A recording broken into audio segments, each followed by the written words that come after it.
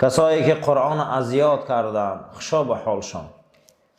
المراتب الخمسة الربانیه، 5 مرتبه ای که ای جانب خدا برای قاریای قرآن خدا داده بوده.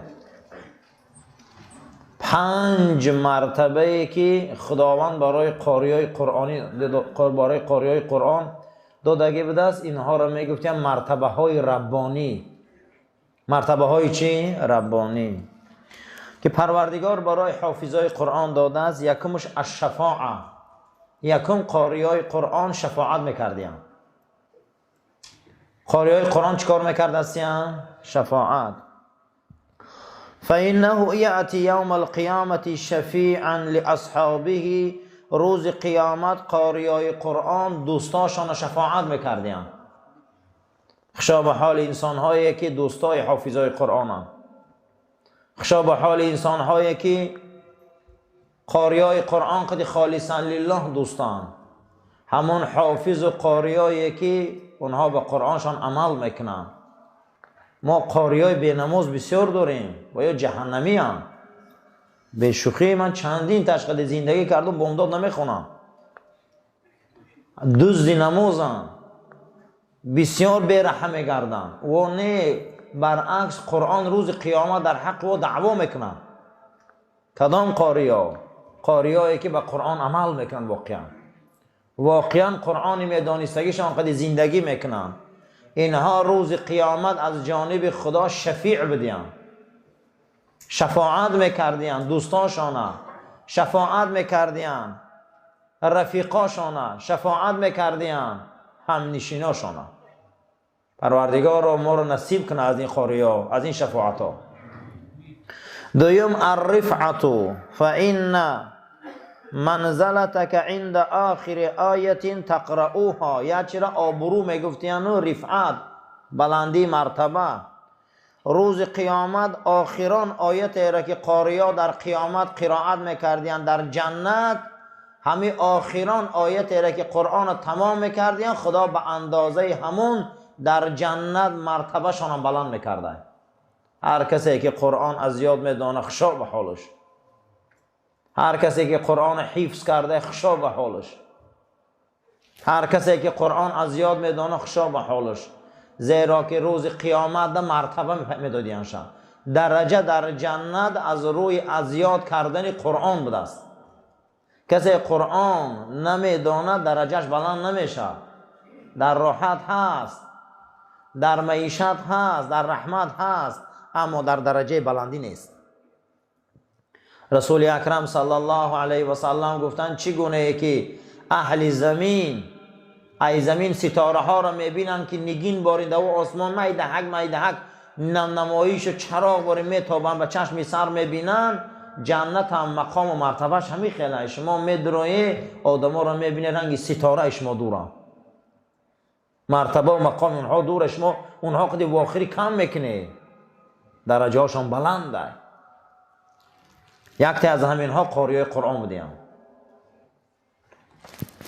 سیوم درجه ربانی از صحبتو، خداوند قاریا را هم صحبت میکرده. مع السفرة الكرام البرره، روز قیامت قاریا در دسترخوان پیغمبران میشیشتیم. روز قیامت قاریا در دسترخوان ابوبکر صدیق میشیشتیم. روز قیامت حافظای قرآن در دسترخوان شهدای احد میشیشتیم. اما کسی قاری نیست در اوجه او رو رح نمیتیم. کسی حافظ قرآن نیست از اون دسترخوان و از اون معرکه ها محرومه. همه دنیا را معرکه هاش آدم ها را جدا میکنن که میگن برای مخصوص آدم های جا. در اونجا حافظای قرآن در دسترخوان و همسفر و همصحبتی انسان های ابرار بدیان، پیغمبرا، صحابه، شهدا. خشا به حال انسانه که در دسترخوان اینا چای نوشه و خراک خرقتشان. حافظای قرآن قطعی یا بدستیان. چهارم الخیریتو، در بین امت محمد صلی الله علیه و سلم بهترین امت این قاریای قرآن هم. زیرا رسول اکرم صلی الله علیه و سلم گفتن خیرکم من تعلم القرآن و علمه، بهترین شما کسایی هسته که قرآن را تعلیم گرفته با دیگه او را تعلیم میته. بهترین امت رسول اکرم هم بودیم صلی الله علیه و سلم. این چهارمین عنوان و رتبه ربانی در حق قاریای قرآن بوده. خشا به حالشان. رسول اکرم صلی الله علیه و سلم فرمودند هر پدر و مادری که فرزندش حافظ قرآن میکنه و فرزند به این قرآن زندگی میکنه و به این قرآن عمل میکنه، روز قیامت این پدر و مادر خداوند در سرش تاج میپوشانده. البس الله والدین یوم القیامت تاجا احسن من ضوء شمس لو کان من بیوتکم، رسول الله گفتن صلی الله علیه و سلم. روز قیامت خداوند به این پدر و مادرایی که بچه هاشون حافظ قرآن کردن، دختراشون حافظ قرآن کردن، این دخترها و بچه ها به این قرآن زندگی کردن، روز قیامت خدا تاج می پوشانده که نگین های این تاج از آفتاب و ماهتاب این دنیا روشن بوده. قیامت حسرت میخورده که کاش که ما هم خیلی تاج میپوشاندم، کاش که ما یه بار دیگه دنیا می آمدیم و بچه همون حافظ قرآن میکردیم.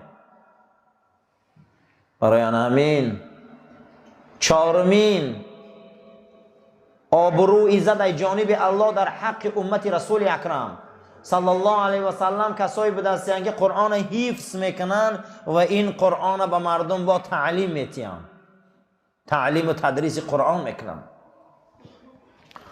پنجمش الاهلیت، اهل بدن، سزاوار بدن، از همون طایفه بدن.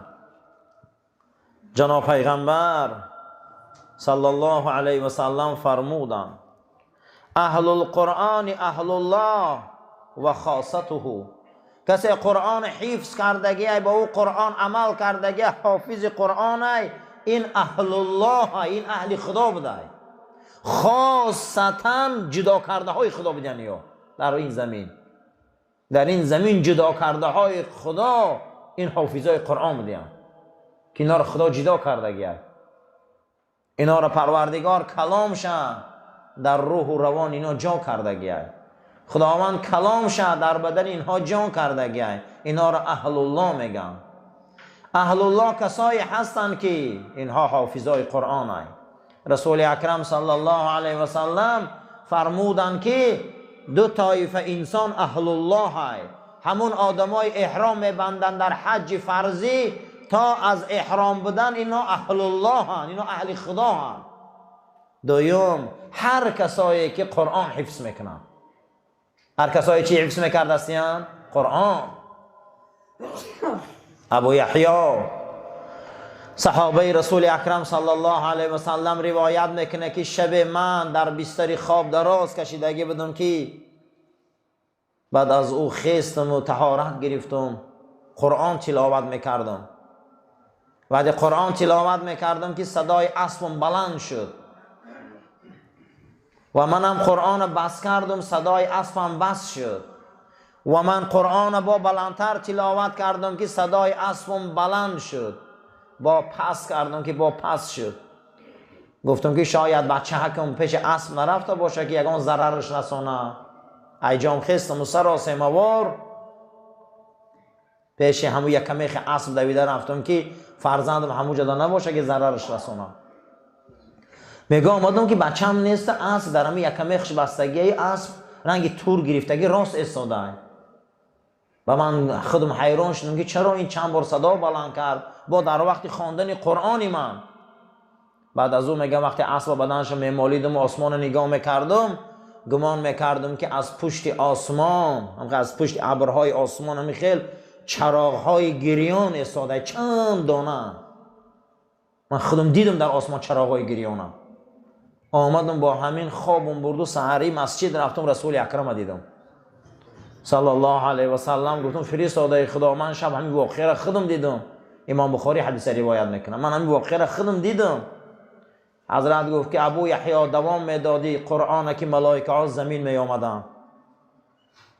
ابو یحیی تو دوام میداد این تلاوت قرآن که ملائکه ها زمین می آمدن، تمام مردم به چشم سرشون فرشته ها را می دیدن. تلاوت قرآن ملائکه زمین می بیاره. تلاوت قرآن ملائکه را یک رحمت باری زمین می بیاره. زمین پر از ملائک می شود. هر یک اهلی که در اونجا گوش کردن، در اونجا راحت کردن، در اونجا لذت بردن، ملائکه ها در حق اینا استغفار میکنن. ما بخبریم که در این اطراف ملائکه الله میبیساتا، ما اینا نمیدانیم این نیروها را. زیرا که رسول اکرم صلی الله علیه و سلم فرمودند که هر کسی که قرآن میخوانه ملائکه ها از آسمان همون خاندان میبینن که رنگ ستاره روشنه، در همون خاندان طلب مغفرت میکنن.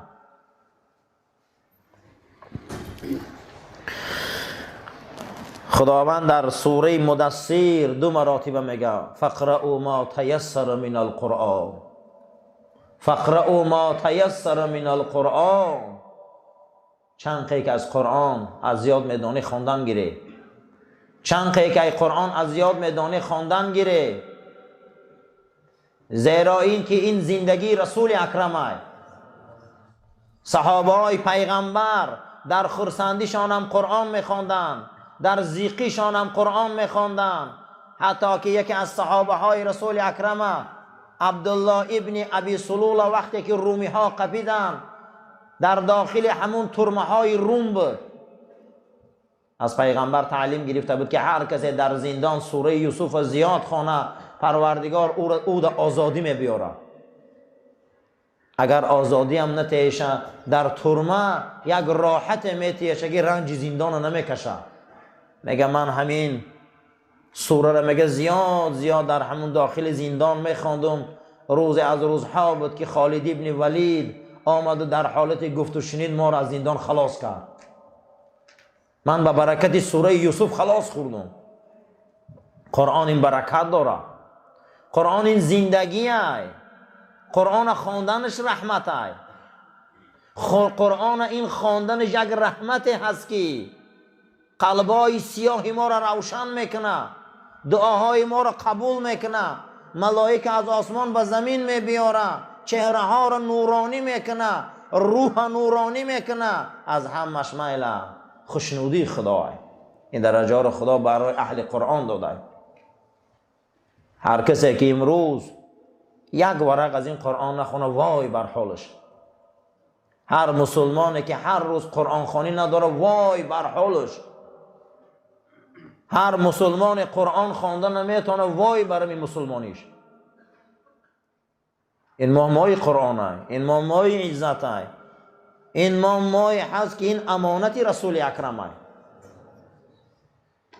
یا علی علا ادلکم بکلمت. علی خبرت کنم به یک کلمه که قلبا را میلرزانه و ما را زیق میکنه. بگو رسول الله چیه؟ گو روز میشوه که این قرآن هیچی باقی نمیمانه مگر همون رسمش.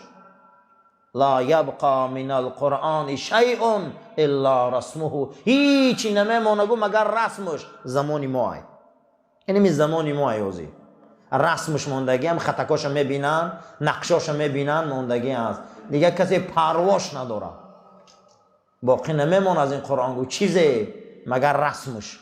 اما رسمش میمونه خلاص.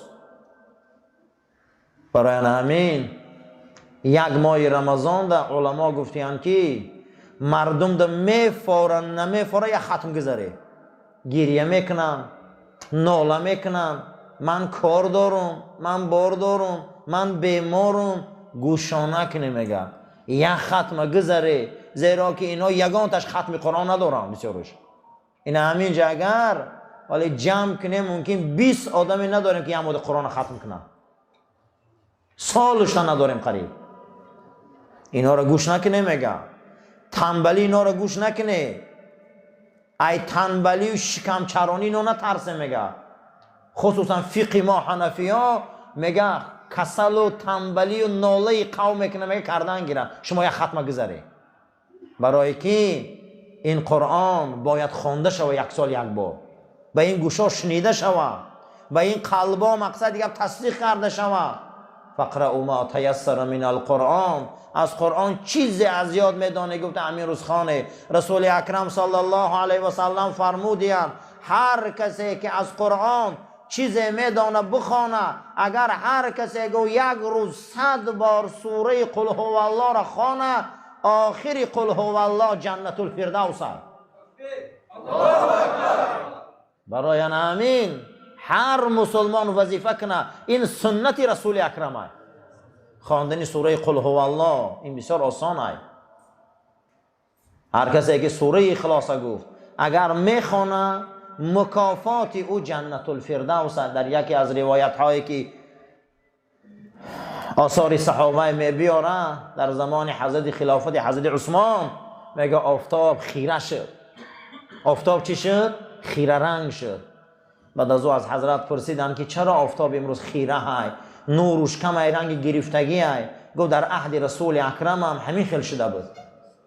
پیامبر گفت آفتاب و ماهتاب نشانه های از نشانه های الله هم، اینها را خیره میکنه، اینها را روشن میکنه. شما برای این زیق نشوید. در یک روایت دیگر گفت اگر گناه خلایق زیاد شود، خدا این آفتاب و ماهتاب خیره میکنه، قدرتش نشان میده که از حد نگذره. ای حد نگذره که من قدرت دارم آفتاب و ماهتاب نمیخیل کنم، شما هیچ پیش منده. ای حد نگذره. میگه این نشانه. حدیث امام مسلم روایت میکنه که هر شب آفتاب از مغرب، از مشرق و مغرب میرفته میشیشته، شب میرفته پیش عرش خدا دا سجده میکرده. جناب پیغمبر گفتن آفتاب به این بزرگیش میرفته در پیش عرش خدا سجده میکرده که من بندگی من امروز به جا آوردم، یعنی خلایق ده گرمی دادم، روشنی دادم. هر گمان نکنیم که یک ترابه ما میخونیم. همه اینها تسبیح خدا میگن. بعد از حضرت عثمان گفت که آفتاب خیره شد در عهد رسول اکرم، در عهد ما هم شد. گفتن نتیجهش چه حضرت؟ گفت در بین امت رسول یکی از اولیاهای هست که امروز از دنیا گذشت، وظیفش سوره اخلاص خوانی بود. او سوره اخلاص فقط زیاد میخوان. گفت با برکت او تمام ملائک زمین آمد، برای همین آفتاب روشنیش خیره شد. کسی که قرآن میخوانده، کسی قرآن وظیفه میکرده، کسی سوره های میدانستگیش هر روز میخوانده، در بدنش میمالیده، خداوند ملائک جنازه او روی میکنه. قرآن یک کتاب عادی نیست. این در نظر ما کتاب عادی میتوه. این کتابی هسته که انه لقرآن کریم. این قرآن میگه کریمه. انه لقرآن کریم. این قرآن کریمه، از جانب خدا محکم و پوشیده که شما ایران نمیفهمه معنیش. شما گمان نکنه که میگم معنی قرآن میفهمه. لا یمسه الا المطهرون. این قرآن فقط پاکیزه ها میفهمن. این قرآن پاک ها میفهمن، تازه ها میفهمن. انه لقرآن کریم. این قرآن کریمه. این قرآن در سنگ های مکنون پیچیده های. لا یمسه الا المطهرون. این قرآن هیچ کس مالیده و قبیده نمیتونه مگر از پاکیزه های خدا. هر کسی معنی قرآن میفهمه و قرآن درک میکنه، معلومه که او پاک خدا های. تنزیل من رب العالمین. این ای جانب پروردگاره که او تربیتگر عالمیان های. در مدت 23 سال رنگ صبح صادق به قلب پاک رسول اکرم آمد. اینا نمیخواد قرآن این میگه لا یمسه الا المطهرون تنزیل من رب العالمین. این ای جانب خدا آمد این قرآن. این قرآن کتاب عادی نیست. لا یسرناک. خدا میگه این قرآن من چنان سبک کردم که امروز 14 قرن از قرآن گپ میزنن کسی بفره نمیشود. بلفظ العربی المبین. این به زبان عربی آشکار آمد. این آمد از اون فوق آسمان ها، از زمان رسول اکرم صلی الله علیه و سلم تا این زمان تفسیر میکنن، موعظه میکنن، تفسیر میکنن، موعظه میکنن. کودک درونی گوهاره میفهمه. اگر از من از علم متیماتیک 10 دقیقه گاو زن نمیادم خواب میگیرم. اگر روز علم خیمیا گاوزانو 5 دقیقه مرا خوب میگیره نه که می قرآن 14 قرن میگن کسی بفره نمیشوه گیریه خدی گوش میکنه اینا هیچ کس نمیفهمی وزبی نمیگه معنیش اما میگه معجزه هایی که اهل قرآن گپ زنن میگه همه میفهمه انه لقرآن کریم این یک حجه آمد که به حد سخیه قرآن اللهم ربنا آتنا فی دنیا حسنه و فی الاخرة حسنه و قنا عذاب النار و صلی الله تعالی خیر خلق محمد و علی اصحاب اجمعین. پروردگارا ما را برای راست هدایت کن، ما را توفیق بندگی ته، ما را از آفت بلا کلفت نگهبان باش. یک برادرمان هم خیر کرده بوده، خیرش قبول و پروردگار عمری دراز و گذشته هاش رحمت و مغفرت کن و فرزنداش به کمال پیری رسان، عاقبت کاری ما را به خیر و ایمانی ما را به سلامت گردان. آمین یا رب العالمین. صفات و نجات چگونه ای که دهه دوم دهه مغفرت است. ما یک چند راه های مغفرت صحبت کردیم. دیروز یکی استخارت بود، یکی اذان، دیگر السعی الی المساجد من اسباب المغفره. کسی در این ماه و در این دهه در هر وقتی که نباشه به سوی مسجد غم نماز جماعت میخره، این گناهاش میشوشته. حدیث ابو هریره روایت کرده که رسول اکرم صلی الله علیه و سلم فرمودند صلات الرجل فی الجماعت، نماز مرد در جماعت چنان زیاتی و دوچند می شود از نمازی در خانش میخواندگی. گفتن چند قد زیاد میشه یا رسول الله صلی الله علیه و سلم؟ و فی سوقی، در بازار میخواندگی، در کوچه میخواندگی، در کارخانه میخواندگی. این گفت نماز جماعت فضیلت و فضل داره. چند درجه داره؟ گفت هر یک رکعتش 25 درجه داره. و ذالک انه اذا توضأ فاحسن الوضوء. شما اینو فهمیده؟ هر کسی که این دید اگر طهارتی خوب کنه بعد از او برای به سوی مسجد، مقصدش همین بده باشه که من نماز میخوانم در مسجد، مقصدم همینه. هر آینه قدمی که میزنه، قدمی که میبرداره، پروردگار درجه این مرد مسلمان بلند میکنه. هر قدمی که میزنه خطاگیاش میبخشه. هر وقتا که این نماز میخوانه ملائکه ها میبیاین همیشه بر او دعا میکنن. در داخل نمازش ملائکه ها میگفتین که خدایا ای بنده تا رحم کن. ملائکه ها میگفتن که پروردگارا ای بنده تا رحم کن. و همیشه اگر این بنده منتظر نماز در مسجد شینه، ملائکه هم دعاها را دراز میکردین. هر کسی که منتظر نماز در مسجد میشینه که من نماز خوانم با جماعت، ملائکه ها با دعاهاشون دراز شدن میگرفتن که خدایا رحمش کن، خدایا مغفرتش کن. ملائکه ها معصومن، ملائکه ها گناه نمیکنن، نفس اونها قبوله.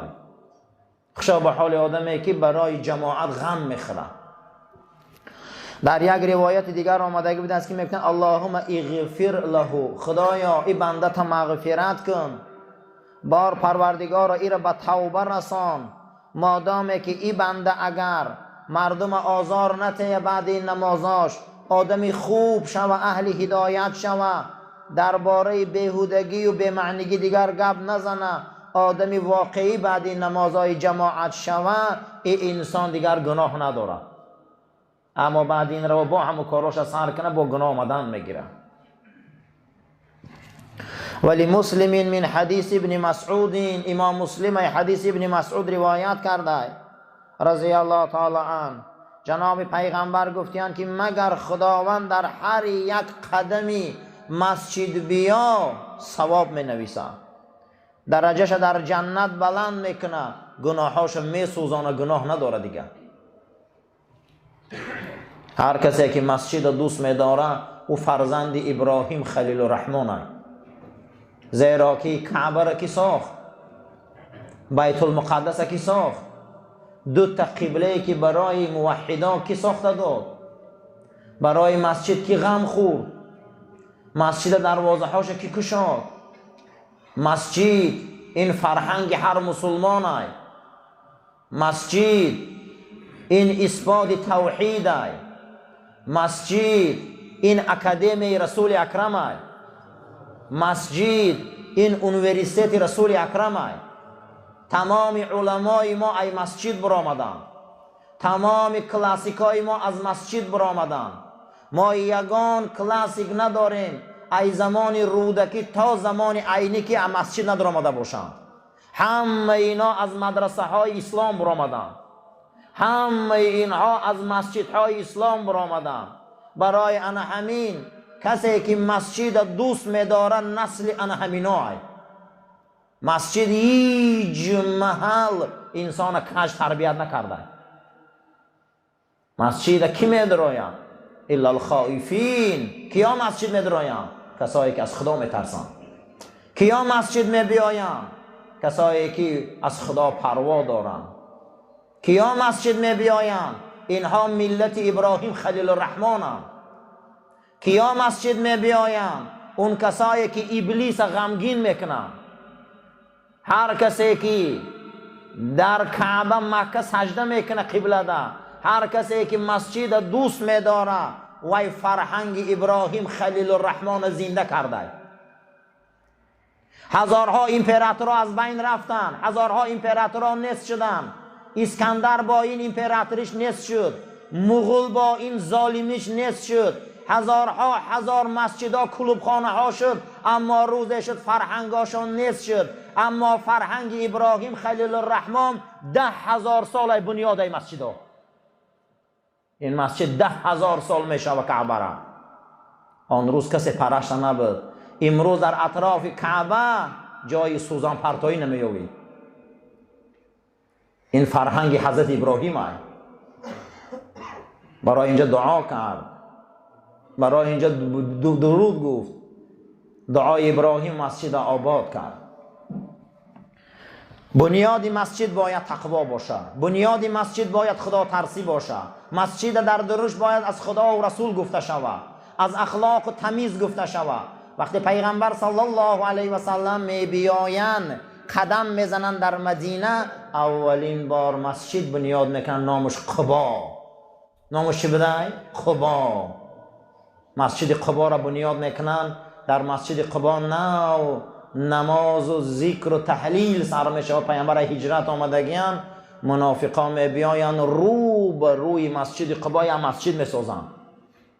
نام مسجد میمانن زرار. نام مسجد چی بوده؟ زرار. خدا داستانی را در سوره توبه میبیارن. مسجد قبا را که بنیادش توبه بود، بنیادش تقوا بود، للرکع و السجود، برای رکوع کننده ها و سجده کننده ها بود، جای دعا و درود بود. و مسجد بنیاد ماند. اما مسجد زرار برای فتنه بود، برای دسیسه بود، برای ابلهی بود، برای به ایمان کردن همون منطقه بود. زید رسول الله مبارزه بری بود. روز پیغمبری مسجد کلید کردن، جاش مسرک پرتایی کردن. مسجد باید جای تقوا باشه. مسجد باید اساس ایمان در اوجا گفته شود. مسجد باید برای هدایت باشه. مسجد باید همین گونه باشه که یک آینه باشه که مردم نگاه کنه خشو و راست کنه. مسجد این خیلی جایه. این فرهنگی حضرت ابراهیم است که او مسجد ساخته. 10,000 سال شد این مسجد ها بنیادن. دعا کرده هر کسی که یک چراغ در مسجد گریان میکنه، رسول اکرم گفت خداوند در گور و چراغ گریان میکنه.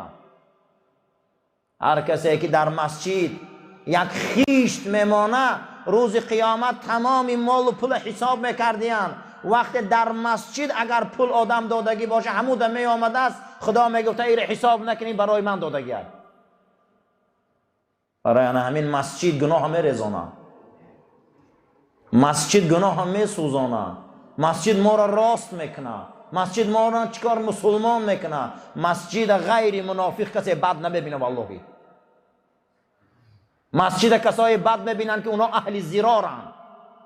منافق آمدن رو بروی مسجد قبا مسجد کردن، زید پیغمبر دسیسه ها بردن. مسجد جای علم است.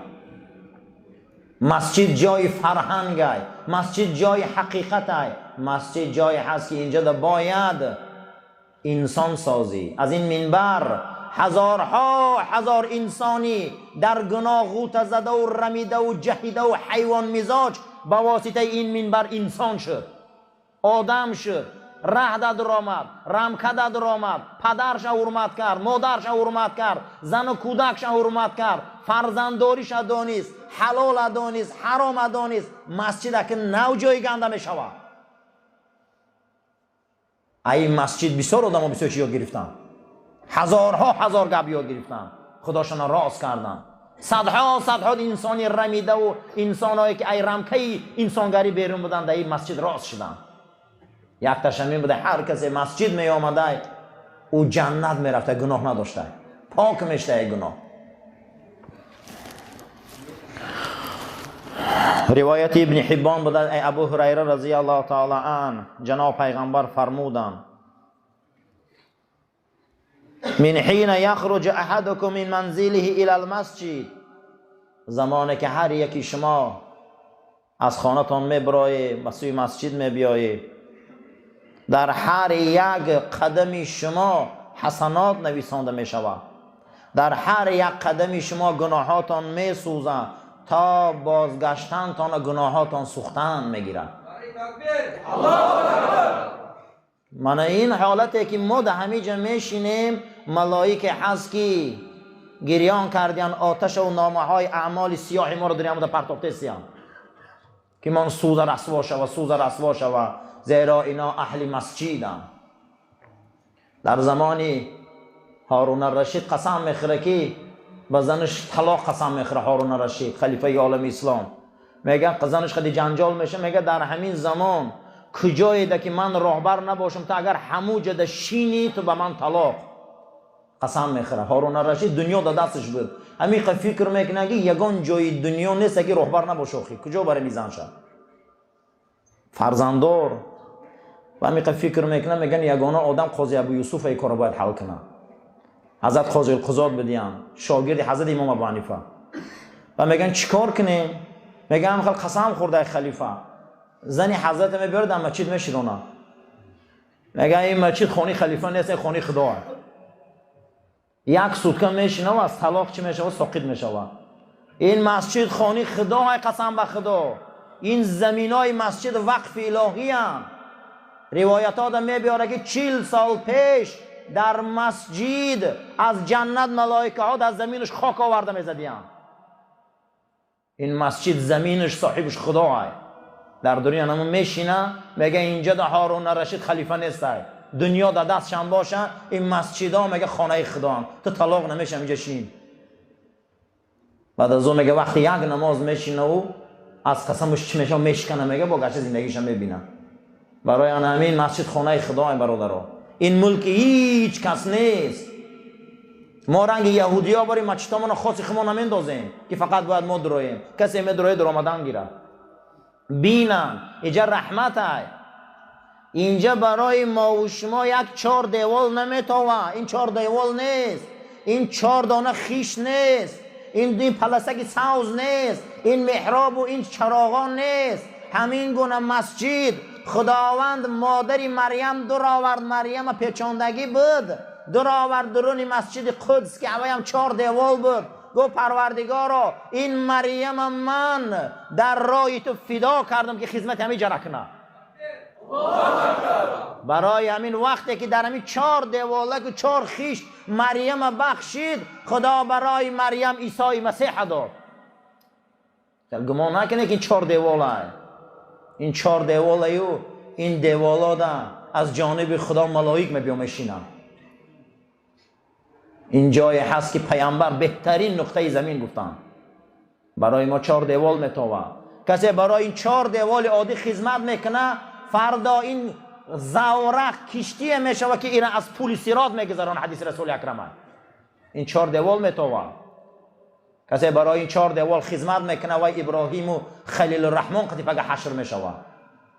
برای همین هر کسی ای خانهش میبر آمده به سوی مسجد همین 4 دیوال دا آمدن ده هر قدمش ده گناهاش میسوخته. ولی ابن خزیمه من حدیث عثمان رضی الله عنه، از برای ابن خزیمه روایت بود است که حدیث حضرت عثمان روایت کردیان من توضع، پیغمبر صلی الله علیه و سلم گفتیان هر کسی طهارت کنه فاسبغ الوضوء، طهارت خوشرو کنه، به سوی نماز 5 وقته بیاید، با همراهی امام 5 وقت نماز ادا کنه، غفر له ذنبه، خداوند تمام گناهاشو میبخشه. همین هر کسی که قطعی امام بیا 5 وقت نماز میخونه. جناب پیغمبر در لحظه آخر حیات بودن، 13 نماز خواندن نتونستن، حضرت مردن و مسجد گفتن، مردن و مسجد گفتن، حتی که آمده 6 نماز خواندن. در یک روایت دیگه مادرمان عایشه میگن حضرت میگه چارقاوک از خانه من میبروردن، سرشان از خانه ای در خانه من بیرون میکردن، میدیدن که پدر و مردم در امامی داره. حضرت میگن تا نگاه میکردم چشماش پوری آب میشد که من ای جماعت دیر موندم و همین درد از دنیا گذشتم. پیامبر ما مسجد گفتم مرد، پیامبر ما مسجد گفتم مرد، پیغمبر ما برای مسجد گریه کرد. علی را گفت در پشتت منو بردار علی، مسجد بر در راه حضرت علی میگه 2 بار 3 بار تارت حضرت میشکست، با آورده تارت میکردن به من برگم شد. پیامبر ما مسجد گفت، با این بزرگیش که خدا پیامبر ما را همه گناهش بخشیدگی. ابو دردا روایت کردگی بود است که هر کسی طهارت میکنه، طهارت خوب کنه، بعد از او به سوی نماز بیاید، قدماش نبرداشته قدمی راست شه، خدا حسنات می نویسه. هر حسنات پیغمبر گو بین زمین و آسمان درجه داره. قدمی چپش می برداره ولی نزده، خدا گناهاش می گذره، حتی به خودش نزدیکش میکنه، به عبادتش نزدیک میکنه، جماعت قد نماز ادا میکنه، گناهاش می بخشه. فإن أتى المسجد، هر کسی مسجد می بیا و قد صلوا بعضان، اگر یکی از نمازاشم در مسجد خانه و دیگراش هر جا در خانه، ما ادرک و اتم ما بقیه، اگر به آن شرط نمازاش تار در مسجد خانه، یا چه اینجا خانه و یا چه در بازار خانه یا چه خانهش در با اینش همین خلم خانه، همین اجرم صاحب میشده، همین اجرم میگرفته. زیرا این که هر کسی مسجد میبیان نماز خانه، هر کسی مسجد میبیان نماز خانه، در یک روایت دیگر گفت ای نماز خواندن رسول اکرم تحیه مسجد گفتیم. آمده گفتن نماز خانه، نمازاتون هم تار با جماعت خانه گفتیم، ثوابم در میوبه. این گناه ها رو میریزونده. ابوذر رضی الله تعالی عنه روایت میکنه که پیغمبر در فصل شتا، تیرما میگه وقتی تابستان بود، میگه شتا زمستان در بیرون برآمد، در دستشان میگه یک غصن شاخچه شکستگی بودن که در تنه همون میگه پوری برگای خشک بود. بعد از او آوردن میگه پیش منو یک تا زدم، میگه همه برگا ریخ. گو یا ابوذر، ای ابوذر. گفتم لبیک یا رسول الله، لبیک پیغمبر خدا. گو بنده مسلمان هر وقت میخیزن نمازش میخوانه، نمازش خالص لله میخوانه، رفته با جماعت میخوانه، خزانه را ریختن شدیدی در دستی منها، اینمی خیل گناهش میریزه. چه خیلی که در تیرما میریزن انمی درختها را برگشت، ما نمیدونیم این ساعت ها قسم به خدا گناه ریخته است، گناه ها ریخته رفته است. صاحب منبع العلوم عمر سربازی هم گفت از کو من در رمضان ایزا میکشم که حاجت خانه دارم. گفتن چوه حضرت ایزا میکشی؟ گفته بند 1000 ما هوی کنم و مقصد تارت شکنم. گفته چی با آخی؟ گفته در یک ماه رمضان این زمین از ملائک همین خیلی پر رای که من ایزا میکشم برای تارت شکستن. اولیاء ها چشمی دل داشتیم، این زمین پوری ملائکه قسم به خدا ما نمیبینیم، ما چشم ملائکه بین نداریم. آخی ما چشم ملائکه بین داشتگی باشیم، قسم به خدا این زمین یگان وجبش خالی نیست. در یک ماه رمضان خبرهای ما را آسمان میبرن، شاهدی میتیم. دعا میکنیم که اللهم ربنا آتنا فی دنیا حسنتا و فی الاخرة حسنتا و قنا عذاب النار. پروردگارا درهای مسجد را در دنیا کشاده گردان، نمازخوانش زیاد گردان، از این مسجد آدمای نمونه برار، مسلمانای واقعی برار و برکت این مسجد ما اجر مکافات پیامبر گفته ما نصیب گردان، گناههای ما را درگذر. ربنا لا تزغ قلوبنا بعد اذ هدیتنا و هب لنا من لدنک رحمة انک انت الوهاب. آمین یا رب العالمین.